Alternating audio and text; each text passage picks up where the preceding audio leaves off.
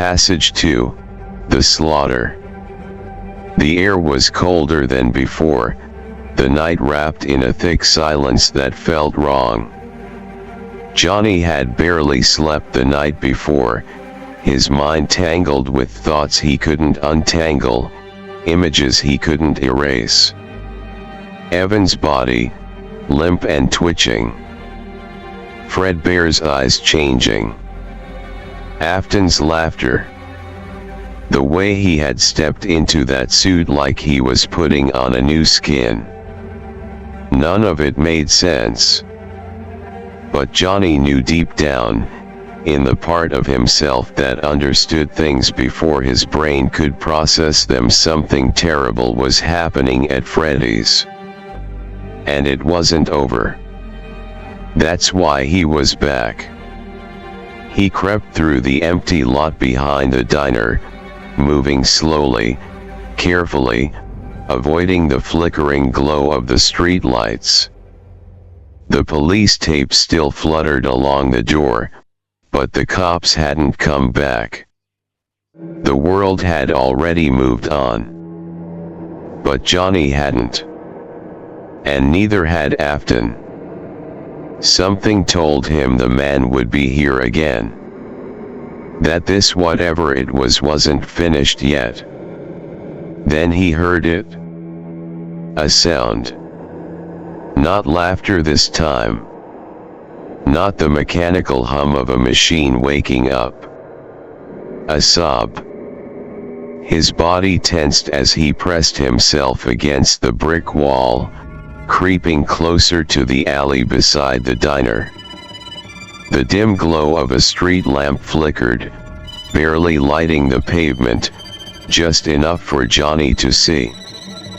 A girl. She was standing there, alone, her arms wrapped around herself, her head tilted down. Johnny recognized her. Charlie Emily. Henry's daughter. She was young, maybe a little older than Johnny, with dark curls that framed her face. He had seen her before, mostly at Freddy's, usually laughing with Evan. Johnny's stomach clenched. Evan had been her friend. And now she was here, alone, standing outside the place where he died. She didn't see Johnny. Didn't notice anything around her. She was crying. Johnny took a step forward. He wasn't sure what he was going to say, but something in him knew she shouldn't be here alone. Then, a sound behind her. Johnny stopped dead. It wasn't loud. Just the faintest shuffle of movement. Charlie must have heard it too, because she turned her head slightly, wiping her eyes. And then, stepping from the darkness, moving with a slow, almost casual pace. Him. Johnny's entire body went cold. William Afton. But not just Afton. The thing he had become.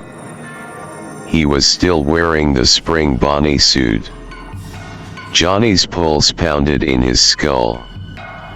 His breath turned sharp, too loud in his ears, but he couldn't move.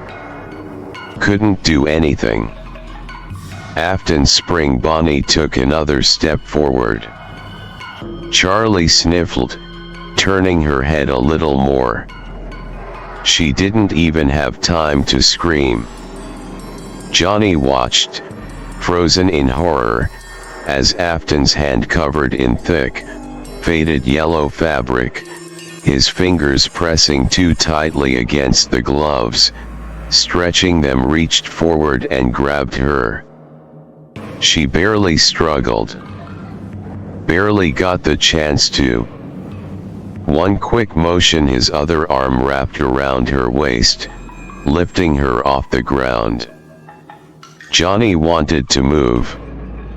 wanted to do something. But he couldn't.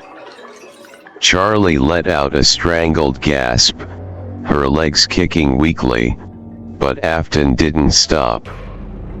Didn't hesitate. He turned, dragging her back toward the diner, his movements smooth, precise, like he had done this before. Like he knew exactly what he was doing. The door creaked open. And then they were gone. Johnny stumbled back, his entire body trembling. His lungs were tight, his stomach twisted, nausea climbing up his throat, but he couldn't look away from that door. He knew what had just happened. He knew Charlie wasn't coming back. She didn't last long. And neither would anyone else. Because this wasn't just a man. This wasn't just a suit. This was the beginning. The beginning of something far worse. The man behind the slaughter had begun his work. The scream cut through the night like a blade, sharp, raw, agonized. Johnny flinched, his breath catching in his throat, his entire body locking up as the sound tore through the walls of the diner. It wasn't just a scream. It was pain. It was fear. It was someone who knew they were dying. And then, beneath it something worse. A sick, wet crunch. Something tearing. Something breaking. Something being forced into a place it didn't belong. Johnny's stomach lurched. His knees almost buckled, but he pushed himself forward, breath ragged, forcing himself to look. He moved back toward the window, hands shaking as he wiped away the grime on the glass, peering inside the dimly lit back room. And then, oh God! Oh God! Charlie! He could see her, her small body limp, blood trickling down her arms, her legs, staining the floor in dark smears.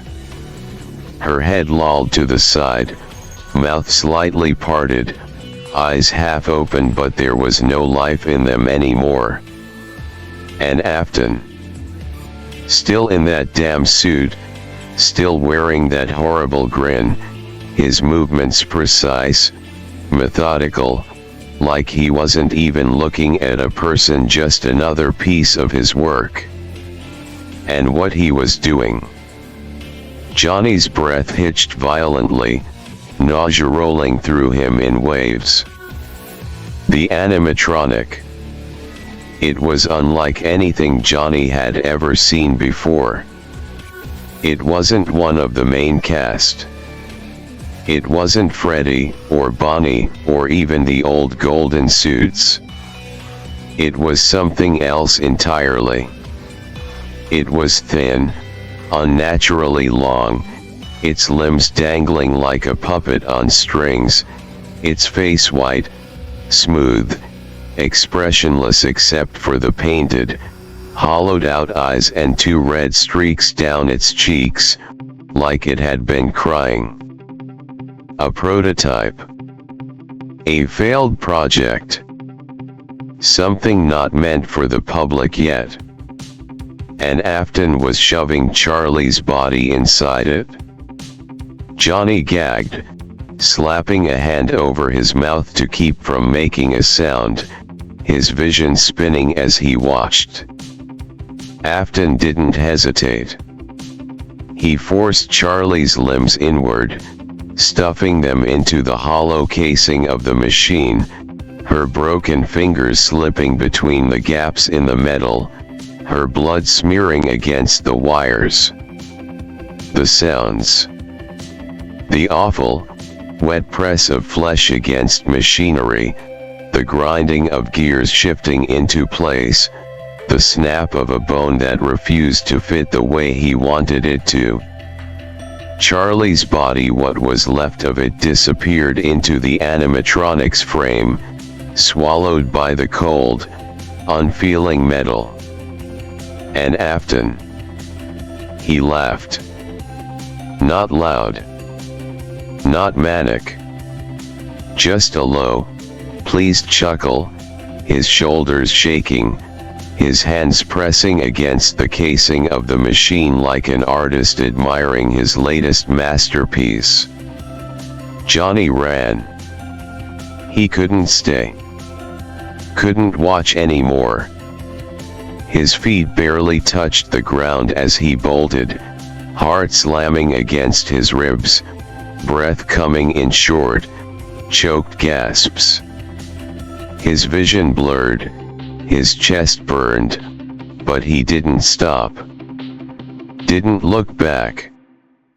Because if he did, if he hesitated, even for a second, he knew he would never leave that place alive.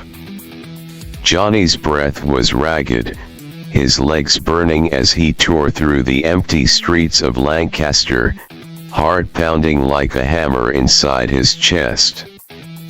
Every shadow felt wrong, every flickering street lamp seemed to cast shapes that weren't there before. His mind was spiraling, barely able to process what he had just seen, what Afton had just done. Charlie was gone. No. Not just gone. She had been put into that thing. That long, thin, pale-faced experiment, something that should not exist, something that wasn't part of the normal animatronics. A prototype, a failure, a husk not meant to be seen by the public. And now it was her. Just like Evan. Just like Fredbear. Oh God. Johnny pushed himself harder, his lungs aching, his feet slamming against the pavement. He needed to get home, needed to get away, needed to. The feeling hit him all at once. A chill, deep in his spine. Like ice crawling under his skin. Like a gaze pressing into his back. Watching. Staring. His stomach dropped. Johnny knew what it was before he even turned his head. But some part of him, some small, terrified part, had to be sure. He slowed, just a little, his breath still coming in short, panicked bursts. He turned his head. And there he was. William Afton. Standing under a street lamp at the edge of the parking lot, still in the suit. Still wearing Spring Bonnie's grin.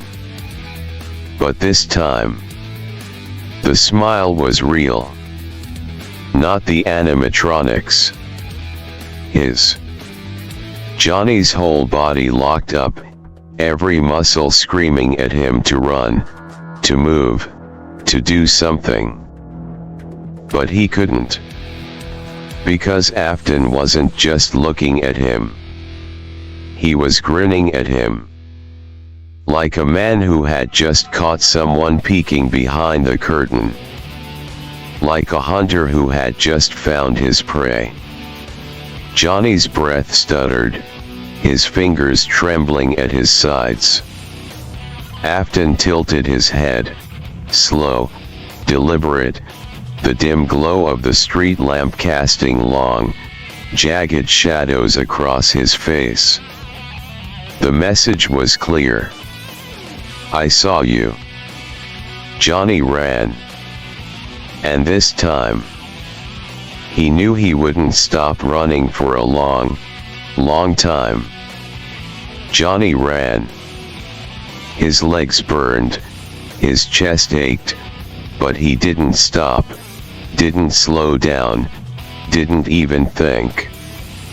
He tore through the quiet streets of Lancaster, turning corners blindly, his feet pounding against the pavement, pushing himself further and further away from that place from him.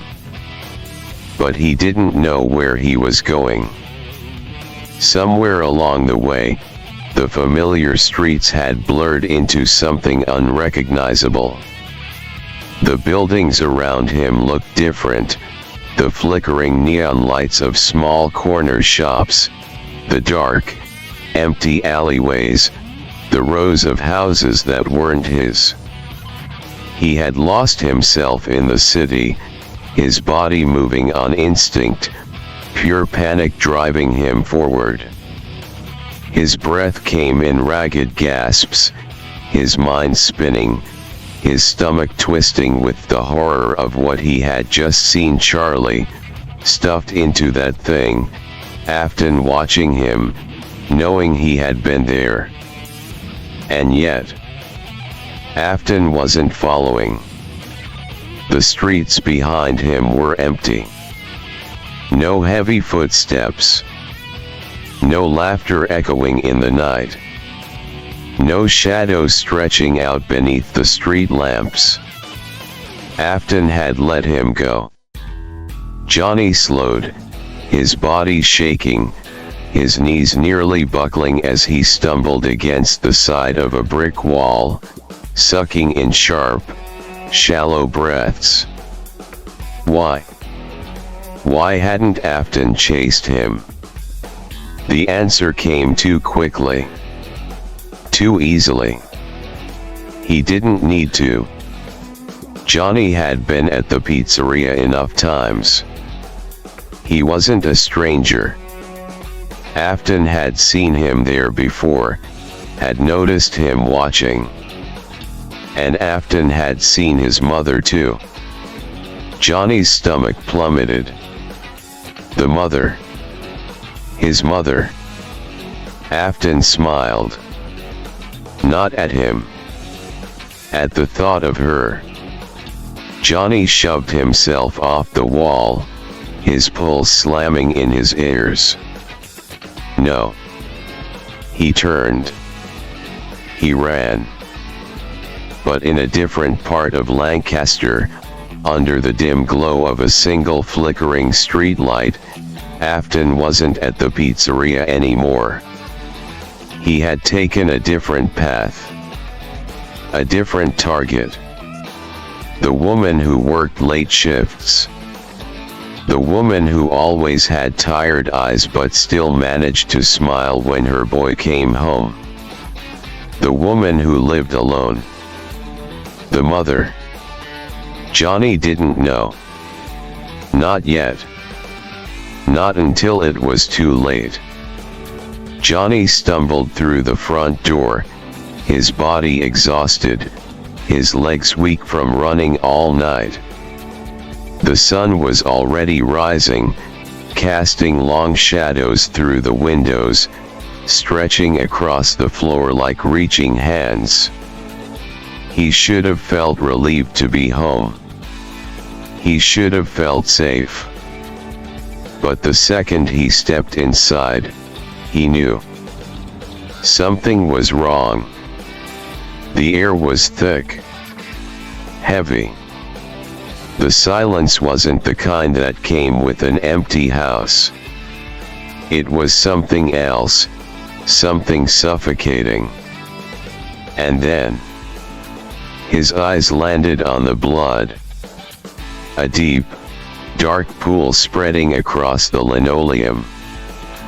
Thick. Still wet.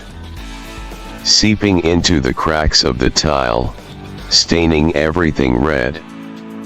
His breath locked in his chest. And then he saw her. His mother. Lying on the floor. Face down. Motionless. Her hair, usually tied back, was sprawled across the floor, soaked in blood.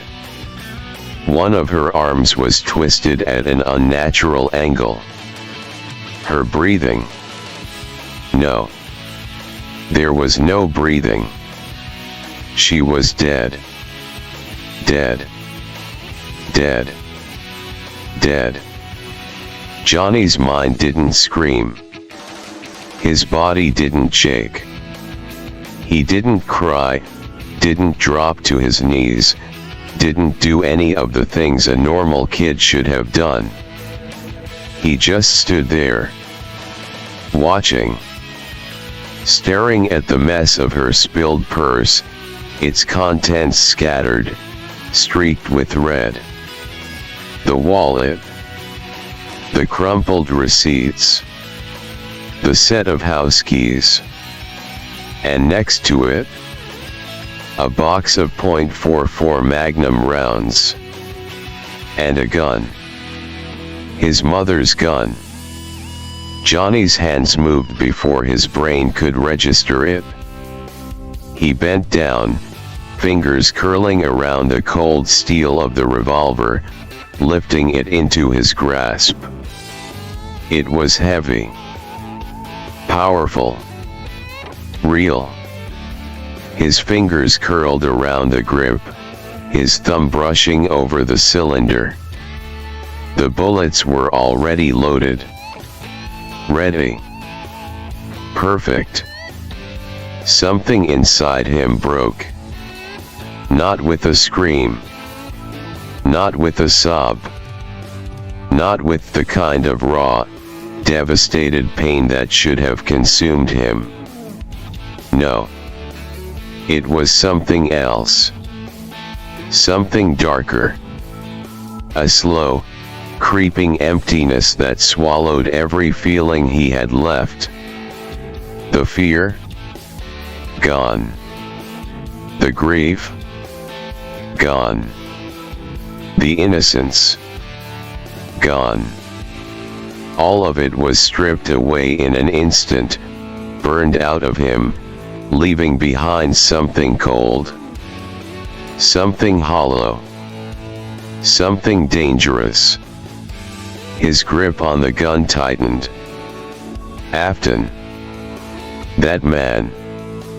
That monster.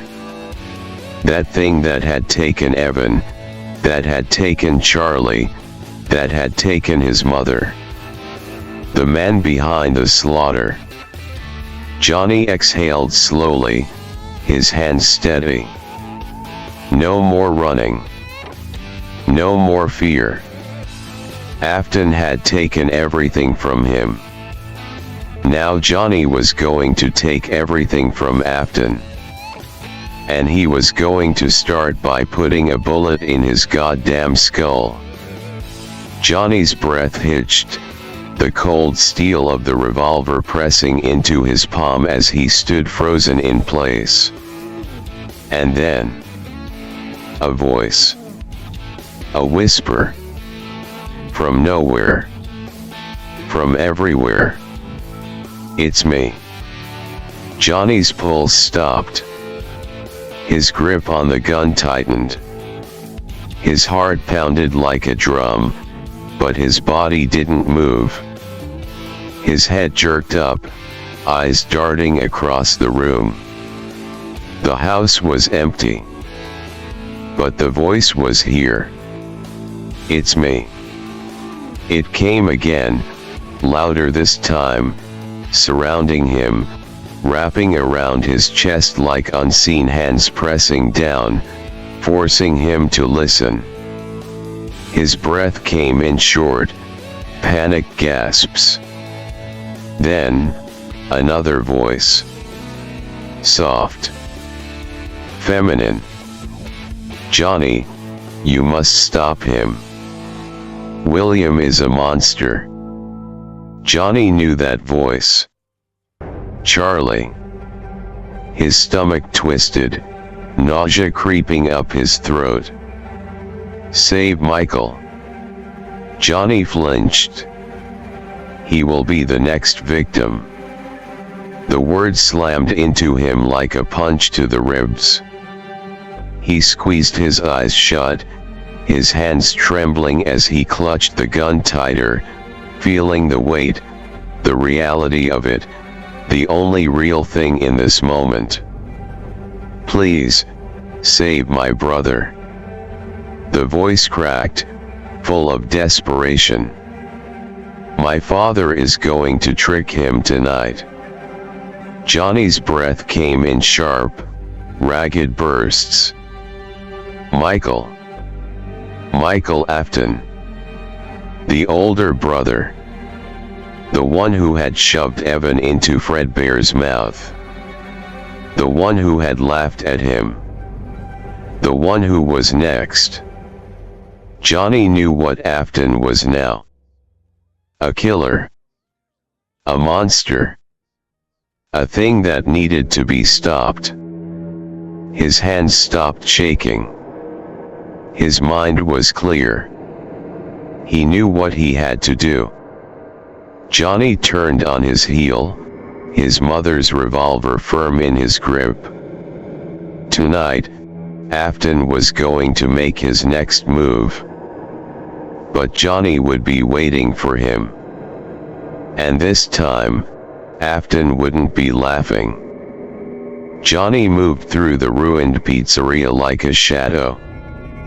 The closed sign still hung on the front doors, the yellow police tape fluttering gently where it had been carelessly ripped away. The sun was still high in the sky, but inside, the diner was dark, cold. The smell of stale pizza, metal, and something worse, something rotted, clung to the air. Afton hadn't come back yet. But Johnny knew he would. His fingers tightened around the revolver in his grip as he stepped deeper inside, his eyes sweeping across the stage, the empty tables, the flickering lights that still buzzed dimly overhead. Everything was so quiet. Too quiet. Like the place was holding its breath. His footsteps echoed against the tile as he made his way toward the back. Past the arcade cabinets. Past the abandoned party tables, still covered in dried frosting and half-deflated balloons. And then he saw it. The puppet. It was still there. Still slumped against the back of its box, its long limbs dangling over the edges. The white, featureless face tilted slightly downward, its hollow black eyes staring forward empty. Johnny stepped closer. He swallowed hard, forcing himself to speak, even though his voice felt small in the heavy silence. "I'm sorry." His own words felt wrong in his throat, but he kept going. "Sorry I wasn't brave enough to intervene." He clenched his jaw, his grip on the gun tightening. "But I will kill this monster." The words left his lips like a promise. His gaze flicked toward the main stage. Fredbear. Still there. Still frozen. Still watching. Johnny moved toward him, his breath slow and steady, standing in front of the massive, hulking bear. The same one that had taken Evan. The same one whose eyes had changed. He inhaled deeply, staring into that soulless, plastic face. "And if I can't kill him?" His own reflection stared back at him in the dull shine of Fredbear's black pupils. "I'll make sure he's stuck in a mess he can never get out of." Fredbear didn't move. The puppet didn't move. Nothing did. But Johnny felt it. A shift in the air. A weight settling over the room. Like something heard him. Like something was listening. like something agreed. Johnny turned on his heel, revolver firm in his grip. Tonight, Afton was coming back. And Johnny would be waiting for him. Johnny crouched low behind the counter, tucked into the shadows, his breath steady but his heart pounding. The diner had been empty all day, the sunlight creeping across the floor, stretching through the cracked blinds, until finally, it disappeared altogether. Now it was night. Now the real monster had returned. The front door creaked open. Johnny didn't move. He listened. 2 sets of footsteps echoed through the dimly lit restaurant. One heavy, confident, steady. Afton. The other, hesitant, slower. Michael. Johnny's jaw clenched, fingers tightening around the revolver in his grip. He knew what was about to happen. Knew Afton wasn't bringing his son here for nothing. This was a trap. A test. And Michael had no idea. Johnny stayed still, watching through a sliver of space between the counter and the floor. Afton led Michael to the center of the room, near the stage, and patted him on the shoulder with a slow, deliberate movement. "Wait here, son. I just need to grab something from the back." His voice was too calm, too casual. Michael didn't question it. Didn't suspect a thing. Johnny's pulse slammed against his ribs as Afton turned, his footsteps retreating down the dark hallway toward the back room. The moment the sound faded, Johnny moved. He sprang up from his hiding spot, his legs burning from staying crouched for so long, but he ignored it. He bolted toward Michael, grabbing his arm before the older boy could react. Michael yelped, jerking back. "What the hell?" Johnny didn't give him a chance to argue. "Listen to me, Michael, listen to me." His voice was low, urgent, desperate. "Your dad Afton, he killed Charlie. He's going to kill you next." Michael's face twisted in confusion, but Johnny could see it, the flicker of something in his eyes. Doubt. Uncertainty. Like a small, quiet part of him had always known his father was off. "You need to find Henry, Emily, and tell him what's going on." Johnny pushed harder, gripping Michael's arm tighter. "You need to run now." Michael froze. For a second, just a second, he didn't react. Then his expression shifted. His brows pulled together, his jaw tensed, and the flicker of doubt in his eyes solidified. He believed him. And then, a sound. A faint, distant click. A door unlocking. Johnny's stomach dropped. Afton was coming back. Michael, go. Michael didn't need to be told twice. He turned on his heel and ran. Through the diner. Out the front doors. Into the night. Johnny exhaled sharply, his hands still shaking. He had done it. Michael was safe. But he wasn't. Because now, Afton was back. And Johnny had nowhere left to run. Well, Well, if it isn't Johnny boy." The voice slithered through the room, thick with amusement, with mockery. Johnny turned, his breath catching in his throat, his fingers tightening around the gun. Afton stood in the doorway, the dim light casting jagged shadows across his face. His eyes cold, empty, yet hungry, locked onto Johnny with that same unsettling grin. "Tell me, kid, how do you prefer to die?" Johnny didn't hesitate. He fired. The gun kicked back hard. His arms weren't strong enough to handle the sheer force of it, and the recoil sent it flying from his hands, clattering across the floor. The bullet missed.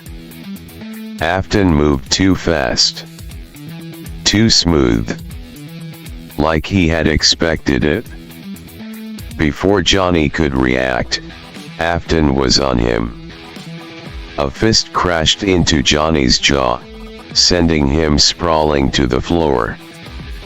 His skull cracked against the tile, his vision flashing white-hot with pain. His body screamed in protest, but before he could scramble to his feet, Afton's boot came down. Hard. Right on Johnny's chest.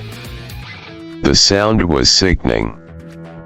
A sharp, brutal crack filled the room as something inside gave way. Johnny's mouth opened, but no scream came out, just a choked, breathless gasp. His ribs had snapped. He could feel it, could feel the pain radiating through his entire body like wildfire. Afton only pressed down harder. Johnny's vision swam, black spots dancing at the edges of his sight. His lungs struggled to expand. He could barely breathe. Afton crouched slightly, tilting his head, his grin never faltering. "Now, that was disappointing, Johnny. I thought you'd put up more of a fight." Johnny's body convulsed, his fingers weakly clawing at Afton's boot, but there was no strength left. Afton lifted something. The gun. Johnny's gun. His mother's gun. Afton aimed. Right at Johnny's chest. Johnny felt it before he even heard it. The gun fired. A single, deafening shot. White-hot pain exploded through his chest. His heart. The world faded. And then, nothing. Darkness swallowed him whole. The pain was unbearable at first, a white-hot agony searing through his chest, through his veins, through every nerve in his body. Then, slowly, it faded. Not because he healed. Not because the wound was gone. But because he was gone. Or at least, he should have been. Yet, through the suffocating void, through the creeping cold that should have pulled him under forever, the voices came. "You won't die. You won't die. You won't die. You won't die." They screamed at him, demanded him to listen, forced him back. Johnny's fingers twitched. His muscles spasmed.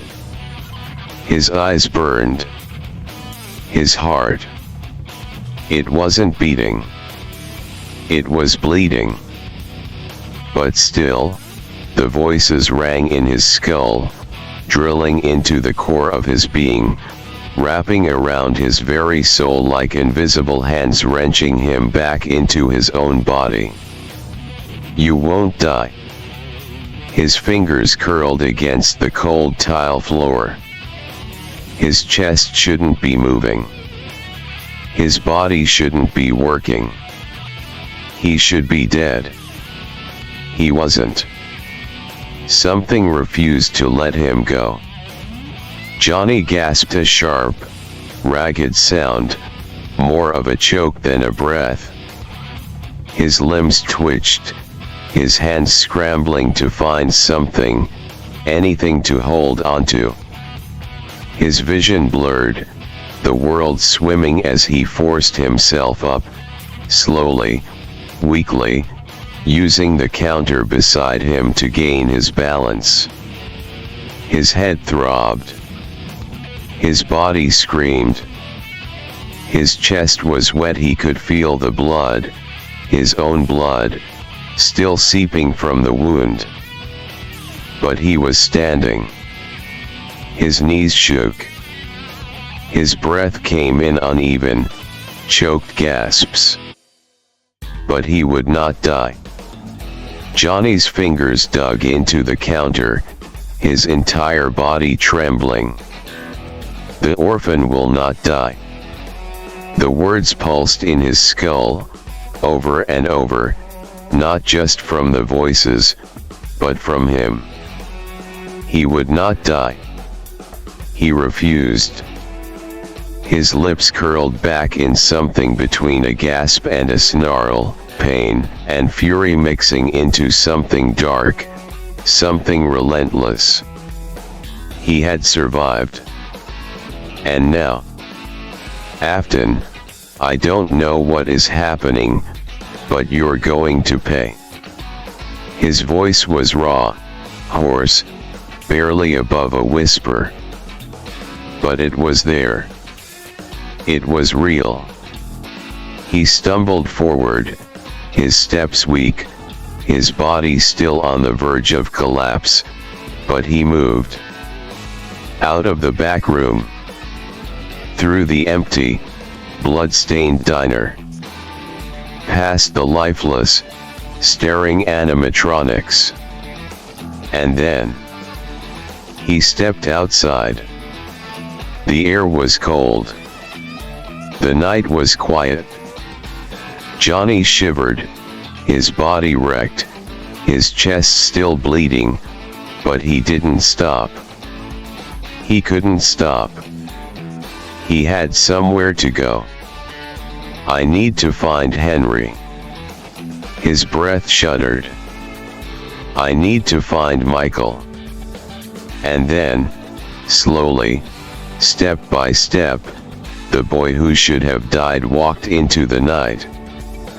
Johnny staggered, his body swaying, his breath coming in shallow gasps as he stumbled down the empty streets of Lancaster. His head pounded a deep, rhythmic thud that pulsed through his skull like a second heartbeat, drumming against his temples, pressing behind his eyes. The pain wasn't just in his body anymore. It was everywhere. In the air, in the pavement beneath his feet, in the sky above. And then, the visions came. They weren't like memories. They weren't things he had seen before. They were something else. His mind split open, spilling images like a film reel unraveling at 1,000 frames per second. He saw things that shouldn't exist, things that didn't exist yet. Screams. Voices of people he had never met. Children. Crying. Begging. His city. But not how it was now. Buildings he didn't recognize, streets that looked too clean, too polished, too new. And then ruin. Decay. As if time had swallowed Lancaster whole, warped it into something beyond recognition. And then, himself. but not just one version. Different versions. Different paths. He saw himself in places he had never been, doing things he had never done, standing in front of things that weren't supposed to exist. And then, Afton. Not just one Afton. Dozens. Hundreds. Each one slightly different, yet exactly the same. His smile never changed. The way he watched, the way he moved, the way he killed it was all the same. Over and over and over again, across time, across places. Johnny's breath hitched. And then, the worst of it? The children. 5 of them. Standing in the dark, their faces pale, their eyes hollow. Not lifeless. Not dead. But waiting. Johnny knew them even though he shouldn't. Gabriel. Susie. Cassidy. Fritz. Jeremy. They weren't gone. Not yet. They weren't even victims yet. But they would be. Johnny staggered, his feet slipping beneath him, his vision splitting into streaks of light and color. His chest ached, the bullet wounds still fresh, the pain still real. But something else had taken over. His eyes burned. The night, it wasn't dark anymore. He could see. The streets, the buildings, the sky, it was clear as day. The shadows couldn't touch him. The darkness wasn't dark anymore. He felt everything. His heartbeat. The wind. The distant hum of the street lights. The shaking of the earth beneath his feet. And then, suddenly, like a beacon in his mind. Henry Emily. Johnny knew where he was. He didn't know how. He just knew. His body moved before his mind could keep up. His legs pushed forward. Then faster. Faster. He ran, his feet slamming against the pavement, his breath steady, his arms pumping as the city blurred past him. I need to get there. Henry wasn't safe. Afton wasn't finished. And now, Johnny wasn't just a kid anymore. He was something else. And he would not stop running until he reached Henry Emily. Johnny barely felt his body anymore. His legs ached, his lungs burned, but he kept moving. The world around him blurred, the cold air biting at his skin as he ran through the empty streets, his mind locked onto one thing: Henry Emily. By the time he reached the house, the sky had begun to shift. The deep black of the night had softened into the earliest shades of dawn, casting a dull gray light over the quiet neighborhood. He stumbled up the front steps, gripping the railing for balance, his breath ragged, his vision swimming. His clothes were still damp with blood, his own blood, but the pain had dulled into something distant, something that didn't matter. He knocked on the door. For a moment, there was nothing. Then, the door opened. Henry Emily stood in the doorway. Johnny barely recognized him. His face was pale, his eyes bloodshot, his entire body sagging with exhaustion. He looked like a man who had spent the last few hours shattered, barely holding himself together. Michael was behind him, standing stiffly near the couch, his expression unreadable. His arms were crossed, his fingers digging into his sleeves like he was keeping himself from falling apart. Johnny swallowed hard, his throat raw, his chest still rising and falling with heavy, uneven breaths. For a long moment, Henry just stared at him. Then his eyes dropped lower to Johnny's chest. To the wound. To the bullet wound that should have killed him.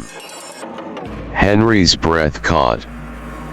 His lips parted slightly, his face twisting in something between shock and horror. His voice was barely above a whisper. "How?" His hands trembled. "How are you?" Michael stepped forward now, his brow furrowed, his mouth pressing into a thin line. His gaze flickered between Johnny and Henry, his own confusion barely masked by the tension in his posture. Johnny could barely hear them. His heart wasn't beating anymore. But he felt it bleeding. And the voices. They were still there. Still ringing in his head. "You won't die." Johnny clenched his fists.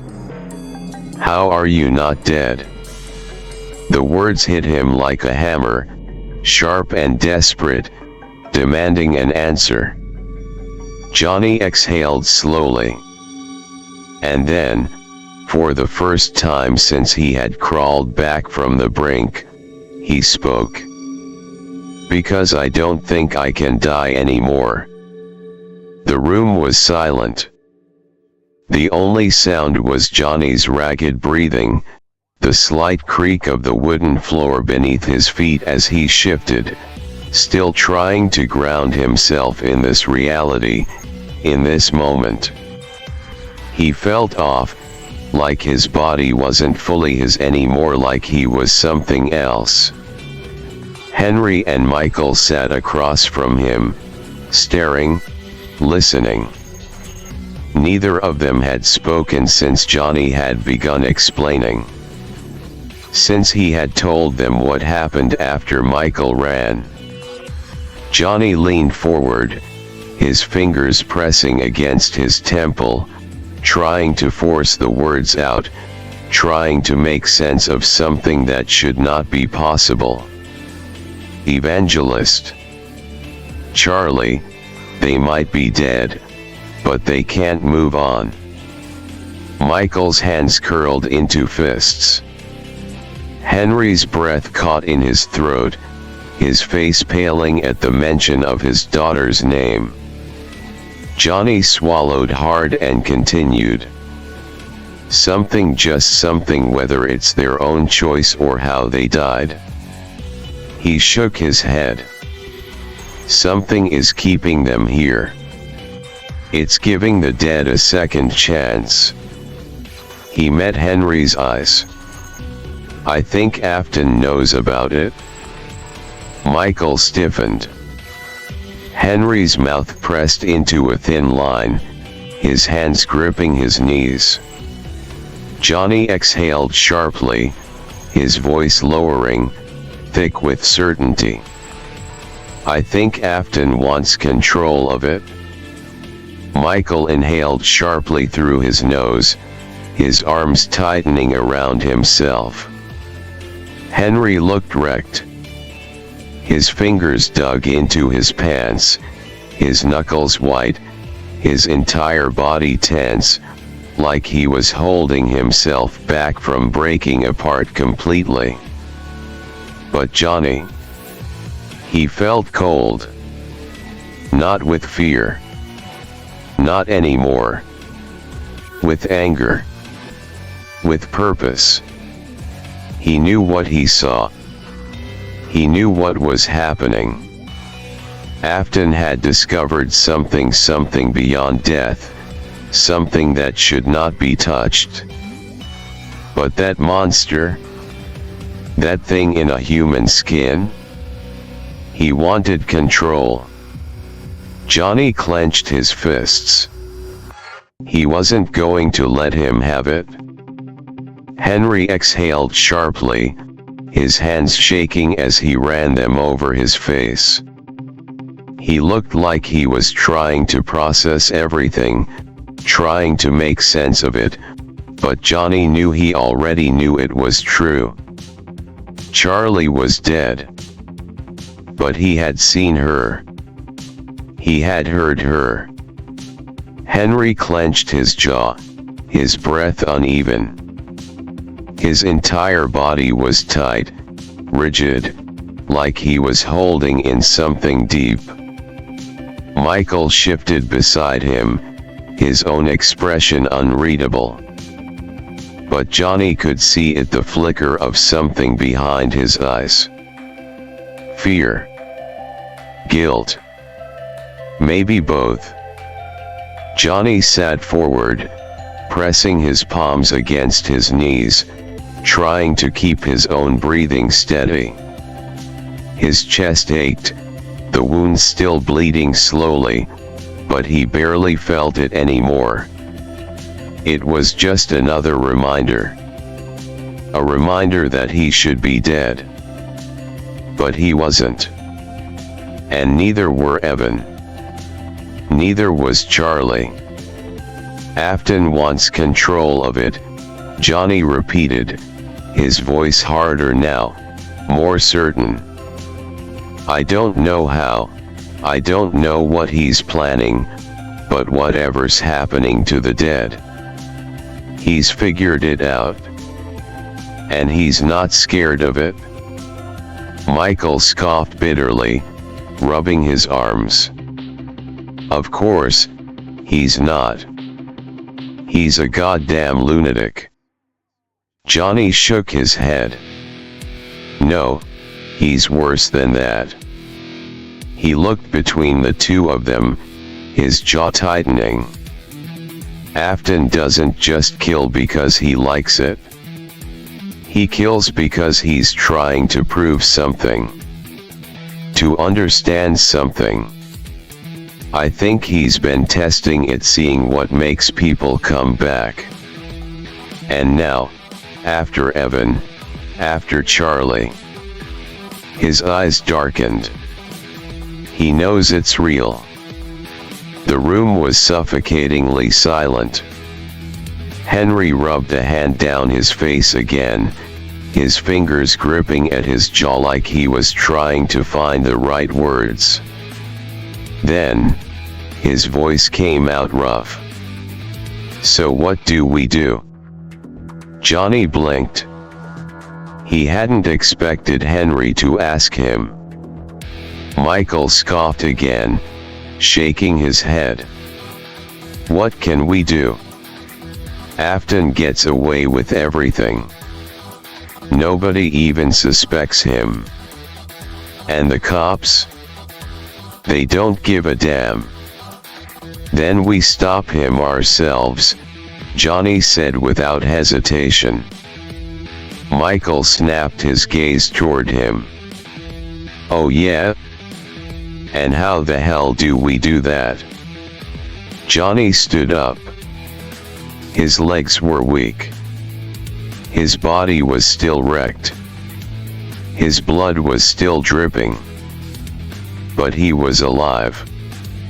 His eyes burned, the vision still flickering at the edge of his mind, the children, the future, the nightmares yet to come. We make sure he never gets what he wants, Johnny said coldly. We take Afton down.